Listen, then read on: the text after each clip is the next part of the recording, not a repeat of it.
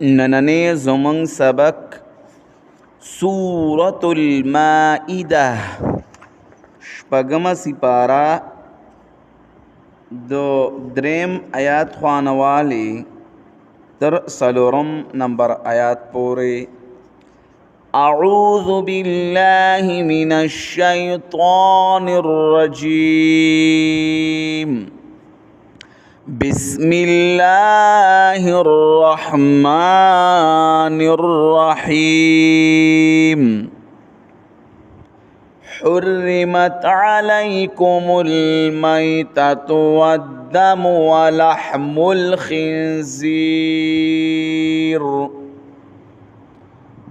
حرام کړی شوی دی پتا سو باندې خوراک د مرداري او وینا پشړ باندې بایدون کې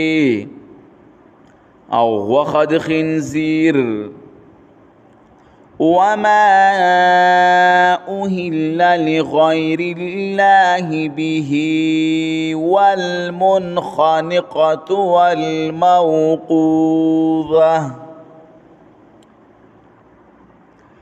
او آغا کلمات چې आवाज وکړي شي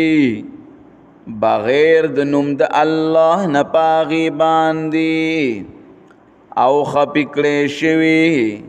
او وهل شوی تر مرګ پورې والمتردية والنطيحة وما أكل السبع إلا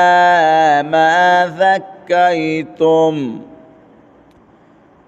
او رارغخت شوی د غرنا او پخکر وهل شوی او آغا چې خوړلی وي د هغې نه درندګانو مگر آغا چې تاسو پرې بسم الله ووایئ وما ذبح على النصب وأن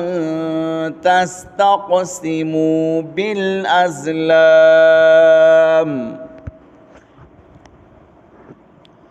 او آغا چلال کړی په درگاہونو باندې او دا چې قسمت معلوموي تاسو په غشو باندې ذالکم فسق دا کارونا پلیتی اليوم يئس الذين كفروا من دينكم فلا تخشوهم واخشون دا سات نا امید شوی دی آغا کسان چې کفر کړی دی د دین ستاسو نه نو مېریږئ تاسو د دینا او یریږئ زمانہ اليوم أكملت لكم دينكم وأتممت عليكم نعمتي ورضيت لكم الإسلام دينا دا سات پورا کما د پارستاسو دینستاسو او پورا کړل ما پتاسو باندې نعمتونه خپل او خوښ مې کو تاسو لره اسلام دین فمن اضطر في مخمصة غير متجانف لإثم فإن الله غفور رحيم نو څوک چې محتاج شو په حالات د لوګه کې چې نوي اوړېدونکې ګناه ته پس یقینا الله بخون کے مہربان دے یسألونک ماذا احل لهم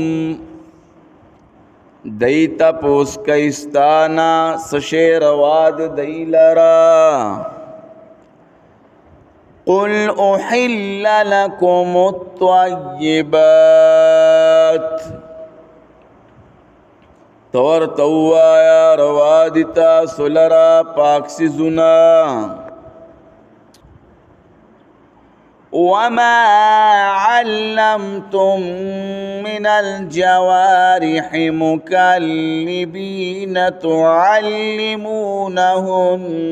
مما علمكم الله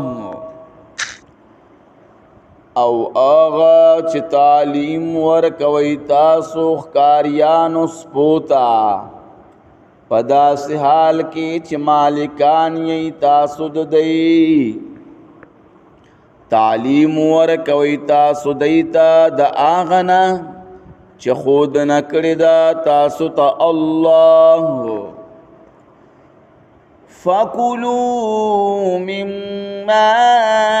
أَمْسَكْنَ عَلَيْكُمْ وَاذْكُرُوا اسْمَ اللَّهِ عَلَيْهِ وَاتَّقُوا اللَّهَ نخری دا غنا چه اسات دی ستاسو د پارا او یاد وی تاسو نم د اللہ پاغی باندی او یری گئی دا اللہ نا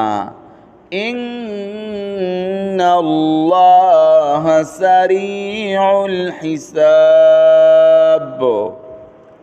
یقینا اللہ زر حساب کون کے دے